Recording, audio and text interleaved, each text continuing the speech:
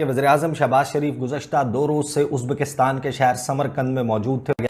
ये पहला मौका है किसी भी ऐसे मल्टीलैटरल रीजनल बड़े फोरम पर पाकिस्तान के वज़ीर-ए-आज़म की तरफ से कश्मीर का कोई पासिंग रेफरेंस भी नहीं दिया गया।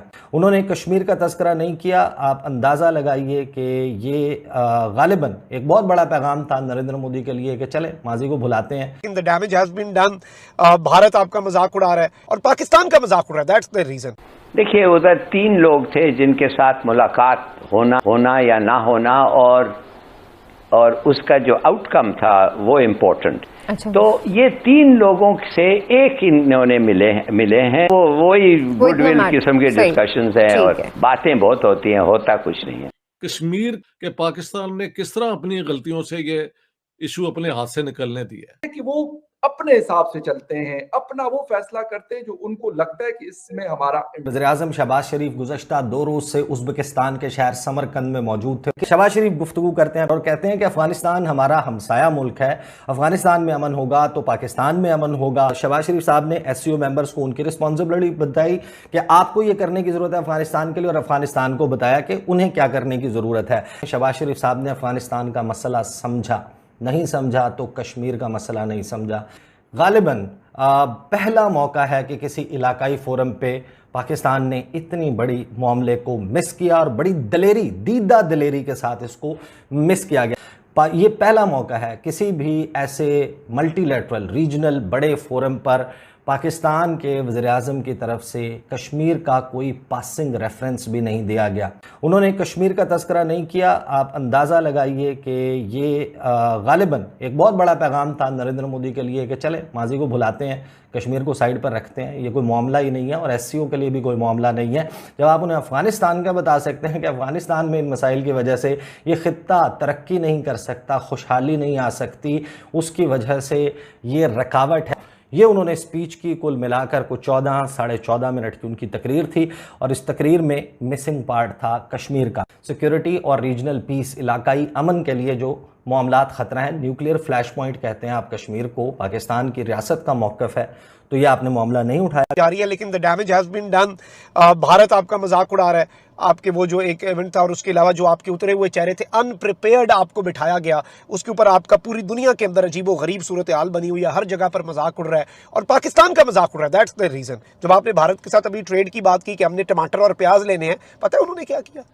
उन्होंने हमारे वज़ीर-ए-आज़म के कार्टून बनाए और उसे टमाटरों वाली रेडी पकड़ा दी और कहा कि ये पाकिस्तान जो है ये भिकारिस्तान है, ये रीजन तलाश कर रहा है हमारे साथ ट्रेड करने की। पाकिस्तान तहरीक इंसाफ के भाई वो कह रहे कि जी नहीं, ये तो बिल्कुल हमारे लिए कुछ नहीं मिला हमें इस दौरे से।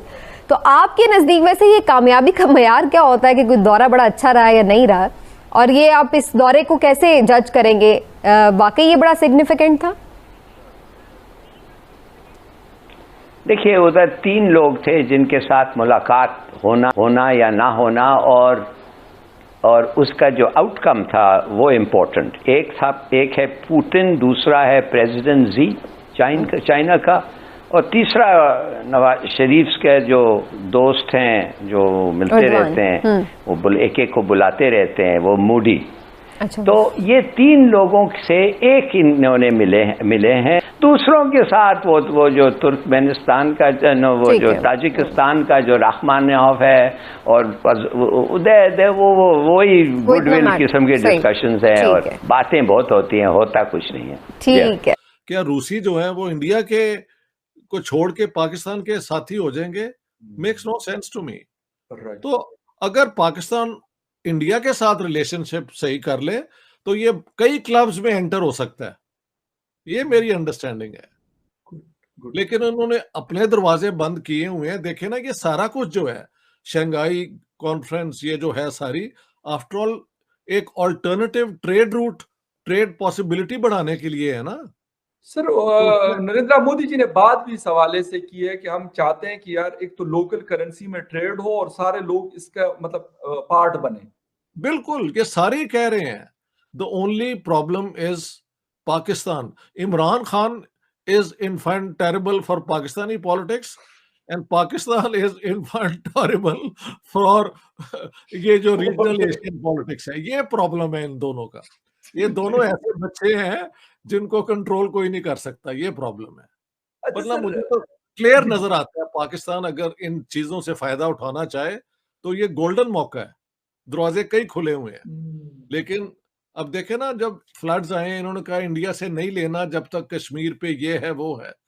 यार तुम्हारे कहने पे वो अपनी कश्मीर पे इतनी बड़ी उनकी मूव है, वो खत्म कर देंगे, और वो भी इसलिए कि तुमको उन्होंने वो क्या कहते हैं इमदाद देनी सब्जियां है। देनी है या सब्जियां देनी है, दाद। कोई अकल की बात करो। तो पाकिस्तान को कब अपना सेल्फ इंटरेस्ट समझ आएगा, that is the question. Pakistan के बेस्ट इंटरेस्ट में कश्मीर के इशू पे, जिसको मैंने खुद शो किया है कि पाकिस्तान ने किस तरह अपनी गलतियों से ये इशू अपने हाथ से निकलने दिया है। अब जब आपके हाथ से निकल जाता है, जंगें हो जाती हैं, तो यार फिर हिस्ट्री इस तरह ही होती है ना।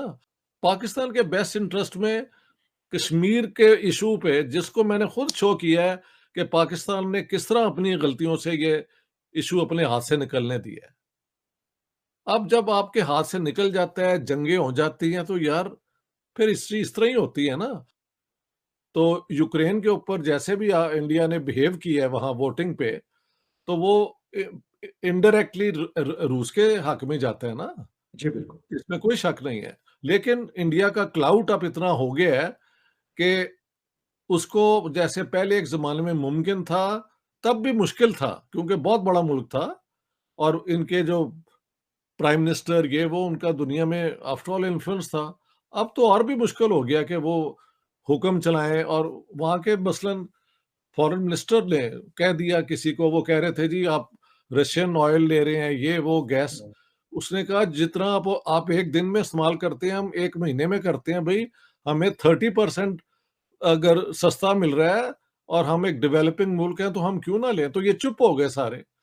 अब द थिंग इज, जब हम कहते हैं इंडिया अपने इंटरेस्ट में करता है अपने डिसीजंस, तो ये तो एक हेल्दी साइन है, जो इमरान खान ने भी माना है और कुछ नहीं माना, ठीक है। तो वहां पे इंडिया भी एक थर्ड पावर बड़ी अब है दुनिया की, वो भी वहां पहुंची हुई थी। Uzbekistan was of course the host, और अगले साल बाय द वे इंडिया होगा होस्ट इस कॉन्फ्रेंस के लिए। और चाइना के प्रेसिडेंट की मैंने खुद सुनी है कि वी विल सपोर्ट इंडिया, जो कल अगले साल हो रही है, ये उनका एक बयान भी आ गया है। तो कई चीजें हो रही हैं। India, let's say Russia, China and then India, अगर ये तीनों किसी तरीके से, despite the differences between India and China, कुछ अंडरस्टैंडिंग कर लेते हैं कि भाई हमने इस इलाके को दोबारा मजीद किसी के कंट्रोल में नहीं आने देना, तो ये बहुत बड़ा कमाल होगा। प्रॉब्लम जो है कि अमेरिकन वो बहुत कोशिश कर रहे हैं इंडिया को इसमें से निकालने की, प्रैक्टिकली निकालने की नहीं, लेकिन एक स्ट्रॉन्ग अलायंस से कहीं दूर रखने के लिए। कई उनके वो क्या कहते हैं पार्लियामेंटेरियंस जो हैं, मेंबर उनकी असेंबली के, कांग्रेस के, वो जी आ जी। चुके हैं। बहुत डिप्लोमेसी अमेरिकन कर रहे हैं इंडिया को अपने साथ।